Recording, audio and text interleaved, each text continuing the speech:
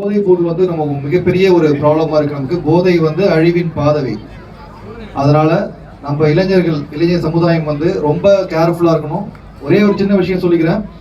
இந்த போதைப் பொருள் பொறுத்த வரைக்கும் யார் சொன்னாலும் சரி, அதாவது இது எப்படி ஆரம்பிக்கும்ன்ற எப்படி இது ஒர்க் ஆகும்னு எங்களுக்கு போலீஸ் ஆஃபீஸரா தெரியும். முதல்ல ட்ரை பண்ணலாம் அப்படின்றத ஆரம்பிப்பாங்க. ஒரு வாட்டி நீங்க ட்ரை பண்ணிட்டீங்கன்னா திருப்பி அதுல இருந்து வெளில வரவே முடியாது. அது ரொம்ப கஷ்டம். நம்ம லைஃபையே வந்து அழிச்சிடும். ஸோ நம்ம மட்டும் கிடையாது, நம்ம சுற்றி இருக்கவங்களும் சரி, ஃப்ரெண்ட்ஸுக்கும் சரி, நம்ம இந்த அவேர்னஸ் தொடர்ந்து தரணும். அதை நீங்கள் தெரிஞ்சுக்கோங்க. ட்ரக் ஃப்ரீ டிஎன் ஒரு அப்ளிகேஷன் இருக்குது மொபைல் ஃபோனில், ஆண்ட்ராய்ட்லேயும் இருக்குது, ஐஃபோன்லேயும் இருக்குது. ட்ரக் ஃப்ரீ டிஎன் இந்த அப்ளிகேஷனை தயவு செஞ்சு டவுன்லோட் பண்ணிக்கோங்க.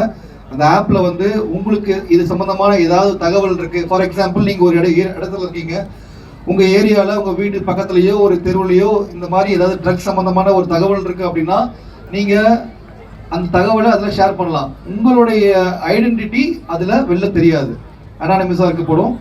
ஸோ அதனால் இதன் மூலிமா நீங்களும் வந்து உங்கள் சுற்றுச்சூழல், உங்கள் ஃப்ரெண்ட்ஸ் சர்க்கிள் அவங்கள வந்து இந்த மாதிரி போதையோட அழிவின் பாதையிலேருந்து நீங்கள் போகிறத தடுக்கலாம். இது மேரத்தான் பொறுத்த வரைக்கும் உலகத்திலே ரொம்ப லாங்கஸ்ட் மேரத்தான் எது தெரியுமா இருக்காச்சு? உலகத்திலே பெரிய நீண்ட தூர மேரத்தான் ஒரு ஸ்டாண்டர்ட் கிலோமீட்டர்ஸ் தான். லாங்கஸ்ட் எதுன்னு என்ன கேட்டிங்கன்னா, ஒரு சேயிங் இருக்கு, the longest distance of marathon is between the bed and the shoe. தூங்கி ஏஞ்சி உங்கள் பெட்டுக்கும் உங்கள் ஷூக்கும் எவ்வளோ தூரம் இருக்கோ அதுதான் லாங்கஸ்ட் மேரத்தான். முதல்ல அந்த மைண்ட் பேரியர் நம்ம உடச்சி போயிட்டு ஷூவை போட்டுட்டு ஓட ஆரம்பிச்சோம்னா மற்ற எல்லாமே வந்து சிம்பிளான விஷயம்தான்.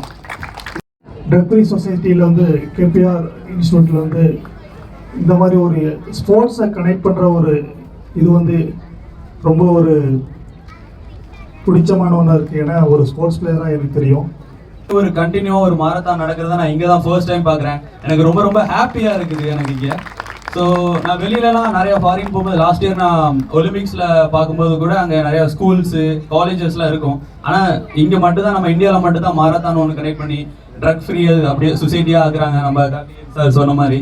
ஸோ ரொம்ப ரொம்ப ஹாப்பியாக இருக்குது. Keep going. எந்த ஒரு விதத்துலையுமே நீங்கள் இறங்கிடாதீங்க.